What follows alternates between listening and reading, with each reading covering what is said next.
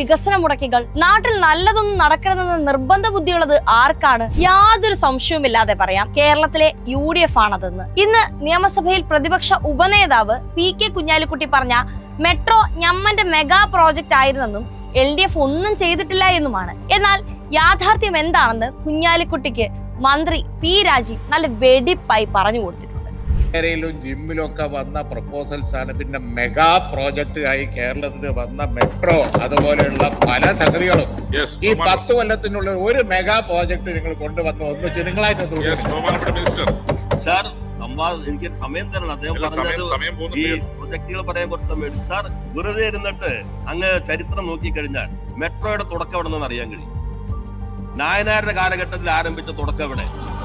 അതിനുശേഷം മെട്രോയ്ക്ക് വേണ്ടി ഈ മെട്രോയെ അങ്ങ് ഉൾപ്പെടെയുള്ള ആളുകൾ സിംഗപ്പൂരിൽ പോയിട്ട് സിംഗപ്പൂര് കമ്പനിക്ക് വിൽക്കാൻ വേണ്ടി ശ്രമിച്ചപ്പോ അതിനെതിരെ കേരളം നടത്തിയ വലിയ സമരത്തിന്റെ ഭാഗമായിക്കൊണ്ടാണ് DMRCക്ക് അത് കിട്ടിയതെന്ന് അതിന്റെ നേതൃത്വം തന്നെ സാക്ഷ്യപ്പെടുത്തിയിട്ടുണ്ടല്ലോ. അതെ, UDFന്റെ തമ്മിലടിയും കുത്തിത്തിരിപ്പുമാണ് കേരളത്തിലെ വികസനങ്ങൾക്ക് എല്ലാ കാലത്തും അള്ളുവെച്ചത്. ഇടത് സർക്കാരിന്റെ കാലത്ത് കൊച്ചി മെട്രോയ്ക്ക് അനുമതി നൽകുന്നത് ബോധപൂർവം വൈകിപ്പിച്ചത് അന്നത്തെ UPA സർക്കാരാണ്. കഴിഞ്ഞ ഇടതു സർക്കാരിന്റെ കാലത്ത് കൊച്ചി മെട്രോയ്ക്ക് അനുമതി നൽകുന്നത് UPA സർക്കാർ ബോധപൂർവം വൈകിപ്പിച്ചതായി വെളിപ്പെടുത്തൽ.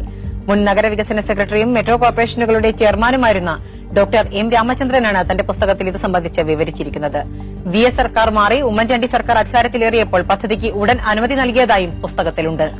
ഇതുപോലെ കേരളത്തിൽ വന്നതും വരാനിരിക്കുന്നതുമായ എല്ലാ വികസന പദ്ധതികൾക്കും തുരങ്കം വെക്കാൻ മുന്നിലുണ്ടായിരുന്നത് UDF ആണ്. ദേശീയപാത വികസനത്തിൽ എന്ത് ചെയ്യണമെന്നറിയാതെ മാധ്യമങ്ങളെ കണ്ട ഉമ്മൻചാണ്ടിയെ മറക്കാൻ കഴിയുമോ? ദേശീയപാതയുടെ വീതി അത് 45 മീറ്റർ എന്നാണ് നാഷണൽ ഹൈവേ പറഞ്ഞിരുന്നത്. കേരളത്തിന്റെ പ്രത്യേക സാഹചര്യം അനുസരിച്ച് 30 ആക്കണം എന്ന് കേരളം ആവശ്യപ്പെട്ടു. പക്ഷേ കേന്ദ്ര ഗവൺമെന്റ് അത് കേരളത്തിന്റെ ആവശ്യം തള്ളി. ഒരു കാരണവശാലും 45-ൽ കുറവുള്ള നാഷണൽ ഹൈവേ അവർ ഏറ്റെടുക്കില്ല എന്ന് തീരുമാനിച്ചു. കേന്ദ്ര മന്ത്രി ഇത് സംബന്ധിച്ച കേരളം ദേശീയപാത വികസനത്തിൽ സഹകരിക്കുന്നില്ല എന്ന നിലയിൽ കേരള ഗവൺമെന്റിനെ കുറ്റപ്പെടുത്തിക്കൊണ്ട് പോലും ഒരു സ്റ്റേറ്റ്മെന്റ് ഇറക്കിയിരുന്നു. വയനാട് തുരങ്കപാതയെ എതിർക്കുമെന്ന് പറഞ്ഞത് പ്രതിപക്ഷ നേതാവ് VD സതീശൻ അല്ലേ? ടണൽ പ്രോജക്റ്റ്, വയനാട്ടിൽ പെട്ടെന്ന് എത്താൻ വേണ്ടിയിട്ടുള്ള ടണൽ പ്രോജക്റ്റ്, അതിനെയൊക്കെ ഞങ്ങൾ എതിർക്കും, ശക്തിയായി ഞങ്ങൾ എതിർക്കും, ഒരു സംശയമില്ല. സംസ്ഥാനത്തെ സമഗ്ര വികസനം ലക്ഷ്യമിട്ട് കൊണ്ടുവന്ന കിഫ്ബിയെ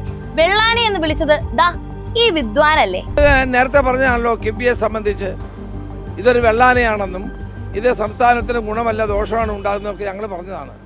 ആരാണ് നാടിന്റെ വികസനങ്ങൾക്ക് തടസ്സമെന്ന് വ്യക്തമാക്കാൻ ഇതിൽ കൂടുതൽ തെളിവുകളൊന്നും വേണ്ടല്ലോ.